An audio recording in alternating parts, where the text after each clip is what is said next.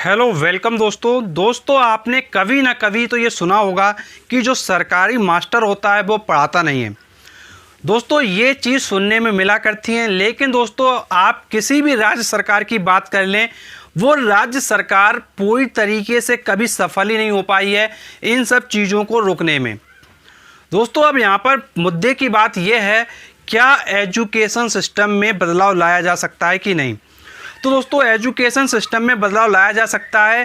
दोस्तों मैं आपको कुछ ऐसे पॉइंट्स बताऊंगा, अगर इन पॉइंट्स को सरकार फॉलो करती है तो डेफिनेटली एजुकेशन सिस्टम में काफ़ी बड़ा बदलाव आएगा। तो दोस्तों इस वीडियो को आप पूरा देखिए, सारी चीज़ों को समझिए, और दोस्तों जो भी आपकी राय है वो आप कमेंट बॉक्स में डालिए। और दोस्तों अगर आपको लगता है कि हाँ वीडियो के माध्यम से ज़रूर बदलाव आ सकता है तो दोस्तों इस वीडियो को आप ज़रूर शेयर कीजिएगा। दोस्तों सबसे पहले मैं आपके साथ बात करूँगा। दोस्तों जब मैं फेसबुक चलाता हूं तो मैं देखता हूं कि सोशल मीडिया में काफ़ी पोस्ट वायरल होते हैं। दोस्तों काफ़ी अच्छे पोस्ट होते हैं, काफ़ी ख़राब भी पोस्ट होते हैं, तो दोनों तरह की चीज़ें चला करती हैं। दोस्तों इसी बीच एक पोस्ट मैंने देखा, किसी ने किया हुआ था, मुझे नहीं पता किसने किया था, लेकिन एक फ़ोटो सामने आई, उसमें लिखा हुआ था कि अगर सरकारी कर्मचारी और सरकारी अधिकारियों के बच्चे अगर सरकारी स्कूलों में पढ़ा देना अनिवार्य कर दिया जाए तो इस देश से करप्शन काफ़ी हद तक ख़त्म हो सकता है। तो दोस्तों मैं समझता हूं कि ये चीज़ करने से करप्शन ख़त्म नहीं हो सकता है। दोस्तों क्यों नहीं ख़त्म हो सकता है इसके बारे में बात करेंगे, और फिर इसके बाद बात करेंगे कि क्या करना चाहिए सरकार को। दोस्तों सबसे पहले तो मैं आपसे ये कहूँगा, अगर मान लीजिए कोई भी सरकारी कर्मचारी है या कोई भी सरकारी अधिकारी है तो ऑब्वियस सी बात है कि उसके पास अच्छा खासा पैसा है, और पैसे के दम पर आपको पता है कि शिक्षा वो अपने बच्चे को प्राइवेट कोचिंग्स में या प्राइवेट ट्यूशन के माध्यम से आराम से दिला देगा, और उस कर्मचारी पर या उस अधिकारी पर कोई भी फ़र्क नहीं पड़ेगा। वो नाम के लिए अपने बच्चे का एडमिशन सरकारी स्कूल में करा देगा, लेकिन वो पढ़ने के लिए अपने बच्चों को प्राइवेट स्कूल में इल्लीगल तरीके से भेजता रहेगा, और आप उसमें कुछ कर भी नहीं पाओगे। तो दोस्तों प्राइवेट स्कूल के माध्यम से, प्राइवेट ट्यूशन के माध्यम से, प्राइवेट कोचिंग के माध्यम से वो बच्चा अपना रिजल्ट निकाल ले जाएगा। तो अब यहाँ पर मैंने बात की आपसे कि ये जो तरीका था, सरकारी कर्मचारी और सरकारी अधिकारी के बच्चे अगर सरकारी स्कूल में पढ़ना अनिवार्य कर दिया जाए तो ये पूरी तरीके से मुझे लगता है कि फेल हो जाएगा, काम नहीं करेगा। अब यहाँ पर बात आती है कि क्या वो तरीका अपनाना चाहिए सरकार को, जिससे कि ये जो तरीका है वो पूरी तरीके से सक्सेसफुल हो जाए और सरकारी टीचर जो पढ़ाता नहीं है वो भी पढ़ाने पे मजबूर हो जाए। तो दोस्तों इस वीडियो को आप पूरा ज़रूर देखिए, क्योंकि इस वीडियो में मैं आपके साथ सारी बातें करने वाला हूँ। दोस्तों इसके लिए मैं आपके सामने कुछ वर्ड्स को प्रस्तुत करूँगा। दोस्तों सबसे पहले मैं बात करूंगा आपसे अवार्ड एंड पनिशमेंट वर्क। दोस्तों सरकार को क्या करना चाहिए, अवार्ड एंड पनिशमेंट वर्क पर काम करना चाहिए। और दोस्तों सेकंड पॉइंट मैं आपके साथ डिस्कस करूंगा कि कंप्लेनिंग वर्क, इस पर काम करना चाहिए। क्या है इसका मतलब, ये मैं आपको समझाऊंगा। दोस्तों सबसे पहले तो मैं आपसे बात करूंगा फर्स्ट पॉइंट के बारे में, अवार्ड एंड पनिशमेंट। दोस्तों आपको पता है कि सरकारी टीचर जो होता है वो चाहे अपने बच्चे का कितना भी अच्छा करवा दे, जो भी बच्चों को वो पढ़ाता है, या कितना भी ख़राब करवा दे, उसके पेमेंट पर कोई फ़र्क नहीं पड़ता है। ये राज्य सरकारों की स्थिति चल रही है, चाहे रिजल्ट अच्छा आए चाहे रिजल्ट ख़राब आए, लेकिन पेमेंट उनको पूरा मिलना है। अब यही ड्रॉबैक सामने आ जाता है। दोस्तों सरकार को क्या करना चाहिए, सरकार को एक ये काम करना चाहिए, जैसे मान लीजिए कोई शहर है, जैसे मान लीजिए हम बात करें कानपुर शहर की। तो दोस्तों मान लीजिए कानपुर शहर है, अब कानपुर शहर में आपको पता है कि काफ़ी सरकारी स्कूल होंगे। अब दोस्तों यहाँ पर जो काफ़ी सरकारी स्कूल हैं, सरकार क्या करे, एक रूल लगा दे, जितने भी शहर हैं, मान लीजिए कोई राज्य सरकार, मान लीजिए हम बात कर लेते हैं उत्तर प्रदेश सरकार की, मान लीजिए उत्तर प्रदेश सरकार, अगर उत्तर प्रदेश सरकार ये रूल लगा दे कि हर शहर में जो भी टॉप 3 स्कूल होंगे सरकारी स्कूल, अगर उनका रिजल्ट प्राइवेट स्कूल के रिजल्ट से अच्छा आता है तो सरकार उस स्कूल के प्रिंसिपल को 10 लाख रुपए देगी, और हर एक टीचर को जो स्कूल का होगा उसको 1-1 लाख रुपए देगी।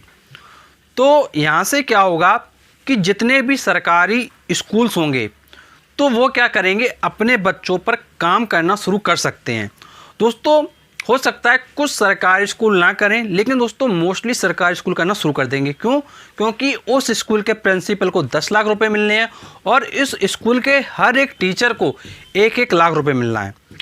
तो दोस्तों अगर सरकार हर शहर में ये स्कीम लगा दे कि जो भी टॉप 3 स्कूल आएंगे जो रिजल्ट प्राइवेट स्कूल के कंपैरिजन में काफ़ी अच्छा देंगे, जो टॉप रिजल्ट देंगे, उन 3 सरकारी स्कूलों के जितने भी टीचर होंगे, जो प्रिंसिपल होंगे, जितना भी स्टाफ होगा, हर किसी को इस तरीके से कुछ ना कुछ फैसिलिटी दी जाए। जैसे मैंने कहा कि मान लीजिए जो स्कूल का प्रिंसिपल है उसको 10 लाख रुपए दे दिया जाए, उस स्कूल के जो टीचर उसको 1-1 लाख रुपए दे दिया जाए, और दोस्तों मान लीजिए कुछ कर्मचारी हैं तो उनको मान लीजिए 50-50 हज़ार रुपये दे दिया जाए।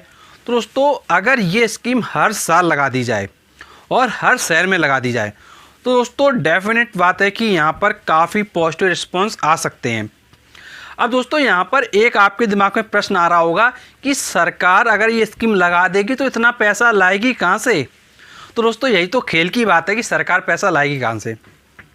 तो दोस्तों मैं आपसे यही कह रहा हूँ, अवार्ड एंड पनिशमेंट, मैंने इसलिए अपने वर्ड को यूज किया अवार्ड उनको दिया गया जिन्होंने मेहनत की, अब पनिशमेंट उनको दी जाएगी जिन्होंने मेहनत नहीं की। अब जो स्कूल होंगे, जैसे मान लीजिए कानपुर शहर है, इटावा शहर है, लखनऊ शहर है, इलाहाबाद शहर है, जितने भी ये शहर हैं पूरे स्टेट में, अब सभी स्टेट में 3 टॉप स्कूल चुने जाएंगे। अब उनको क्या है, अवार्ड दिया जाएगा, ऑब्वियस सी बात है। अब दोस्तों जब उनको अवार्ड देंगे तो पैसा चाहिए ना, तो अब क्या किया जाएगा, जितने भी उत्तर प्रदेश में स्कूल होंगे सरकारी, उन सारे सरकारी स्कूलों को देखा जाएगा और जितने स्कूलों को इनाम दिया जाना उनका अमाउंट को देखा जाएगा। अब दोस्तों जो भी अमाउंट आएगा उन स्कूल का, जो प्राइस में दिया जाना है, अब वही पैसा क्या करेंगे, जिन स्कूलों ने रिजल्ट नहीं दे पाए अच्छा, उन्हीं स्कूल के प्रिंसिपल, उन्हीं स्कूल के सरकारी टीचर, उनका वेतन काटा जाए उस साल का। अगर दोस्तों कुछ एक ऐसा अमाउंट रख दिया जाएगा कि पनिशमेंट दी जाएगी हर साल, तो दोस्तों यहाँ से क्या होगा कि जो सरकारी टीचर होगा उसको पता है कि अगर उसने अच्छा काम किया तो उसको अवार्ड मिलेगा, और अगर सही से नहीं पढ़ाया तो पनिशमेंट मिलने ही वाली है। अब दोस्तों अगर सरकार कुछ इस तरीके से कुछ पैरामीटर बनाए तो दोस्तों डेफिनेट सी बात है कि सिस्टम में काफ़ी बदलाव आएंगे, क्योंकि ये दुनिया की एक स्थिति है, अगर किसी का फ़ायदा होता है तो वो काम करता है, और दोस्तों अगर किसी का लॉस होता है तो भी वो काम करता है। तो दोस्तों अगर सरकार इस चीज़ को फॉलो करती है तो मुझे लगता है डेफिनेटली काफ़ी पॉजिटिव चेंजेस आएंगे। तो जिसने मेहनत की उसको अवार्ड मिला और जिसने मक्कारी की उसको पनिशमेंट मिला। दोस्तों अगर इस चीज़ को अपनाया जाएगा तो डेफिनेटली मुझे लगता है कि काफ़ी चेंजेस वगैरह एजुकेशन सिस्टम में आ सकते हैं। और दोस्तों इस चीज़ को हर राज्य सरकार को अपनाना चाहिए, चाहे मध्य प्रदेश सरकार हो, चाहे गुजरात की सरकार हो, चाहे बिहार सरकार हो, कोई भी राज्य सरकार हो, हर राज्य सरकार को ज़रूर अपनाना चाहिए, क्योंकि ये बहुत अच्छा उपाय है। क्योंकि दोस्तों जो लोग मेहनत करते हैं सरकारी फील्ड में, उनको जब कुछ एक्स्ट्रा मिलता ही नहीं है तो वो ज़्यादा मेहनत क्यों करें। सबसे बड़ा प्रश्न यही आ जाता है कि जो बंदा, मान लीजिए कोई स्कूल का प्रिंसिपल है, जैसे मैं आपको एक एग्जांपल दूंगा, जैसे मैं अगर कानपुर शहर की बात करूं तो आपको मैं बताना चाहूँगा, कानपुर में जो बेनेडिक्ट शिक्षा निकेतन है उसका जो रिजल्ट है वो काफ़ी अच्छा जाता है। लेकिन दोस्तों आप खुद सोच के देखिए, सरकार लेकिन उस स्कूल के लिए क्या करती है। क्योंकि दोस्तों अगर कोई स्कूल इतने समय से इतना अच्छा रिजल्ट दे रहा है तो सरकार को भी बढ़ चढ़ के आगे आना चाहिए और उस स्कूल के बारे में उसको और अच्छा करने का सोचना चाहिए। तो दोस्तों अगर सरकार अवार्ड एंड पनिशमेंट पे काम करेगी तो ये पूरे प्रदेश के लिए काफ़ी अच्छा होगा, और जो मक्कार टाइप के टीचर होंगे वो काफ़ी हद तक उम्मीद है कि सुधर जाएंगे। अब जिसको नहीं सुधरना है उसके लिए कोई कुछ नहीं कर सकता है, उसके लिए कुछ मैं और तरीके भी बताऊंगा जिनको सरकार को ज़रूर फॉलो करना चाहिए। अब दोस्तों सेकंड तरीके मैंने आपसे कहा था कि कंप्लेनिंग वर्क। अब कंप्लेनिंग वर्क में देखिए क्या होगा दोस्तों। कंप्लेनिंग वर्क में ये होगा, जैसे मान लीजिए मैं आपको एक उदाहरण के साथ समझाऊंगा। जैसे मान लीजिए जब आप किसी बैंक में जाते हैं, अगर बैंक कर्मचारी आपके साथ अभद्रता करता है या पैसे आपके जमा नहीं करता है या आपकी चेक सही से क्लियर नहीं करता है, तो हम लोग क्या करते हैं, हम लोग बैंक मैनेजर को कंप्लेन करते हैं ओरली जाके पहले, और कभी कभी रिटर्न में जाके करते हैं, या फिर हम उसके बाद ऑनलाइन कंप्लेन भी करते हैं। तो दोस्तों जिस तरीके से ये सुविधाएं हो रही हैं बैंकिंग सेक्टर में, वही सुविधाएं एजुकेशन सिस्टम में लानी चाहिए। मतलब देखिए, ओरली तो प्रिंसिपल को कंप्लेन कर ही सकते हैं, लेकिन दोस्तों अगर ऑनलाइन सिस्टम भी आ जाएगा कि मान लीजिए क्लास 10th का बैच है, क्लास 10th को पढ़ाया जा रहा है, अगर दोस्तों उस क्लास में अगर कोई एक टीचर अच्छे से नहीं पढ़ा रहा होगा तो फिर क्या होगा कि उस क्लास के बच्चे अगर वेबसाइट पे जाके कंप्लेन करेंगे ऑनलाइन, तो ऑब्वियस सी बात है कि प्रिंसिपल जो होगा उसको कहीं ना कहीं सोचना पड़ेगा, उस टीचर पे फोकस करना पड़ेगा कि आपकी कंप्लेन आ रही है, आपको पढ़ाना चाहिए। तो दोस्तों कहीं ना कहीं प्रिंसिपल उस पर जोर देगा, तो वो जो टीचर होगा मक्कार टाइप का, वो भी मेहनत करने लगेगा, क्योंकि उसको पता है कि उसके अगेंस्ट कंप्लेन आ रही हैं। और दोस्तों कंप्लेन अगर लगातार आती जाएंगी 4-5 साल तक, तो कुछ ऐसा रूल लाना चाहिए कि उसकी सेवाओं में कुछ ना कुछ प्रतिबंध लगाए जाने चाहिए, या उसकी सैलरी काटनी चाहिए, या कुछ ना कुछ ऐसे रूल्स लाने चाहिए जिससे कि उस पर इम्पैक्ट करे जो मक्कार टाइप के टीचर हैं।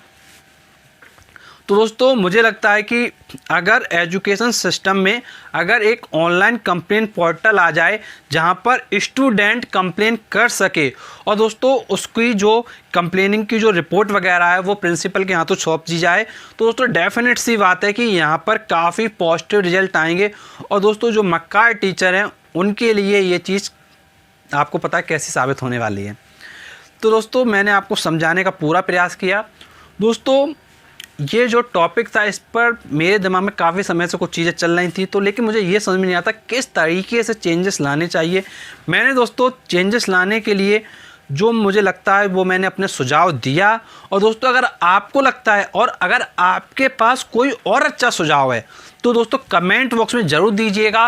और दोस्तों जो लोग अच्छे हैं, जो चाहते हैं एजुकेशन सिस्टम में बदलाव है, सरकार को ऐसा कदम उठाना चाहिए, दोस्तों वीडियो शेयर कीजिए ज़रूर से ज़रूर, और कमेंट बॉक्स में अपनी राय दीजिए।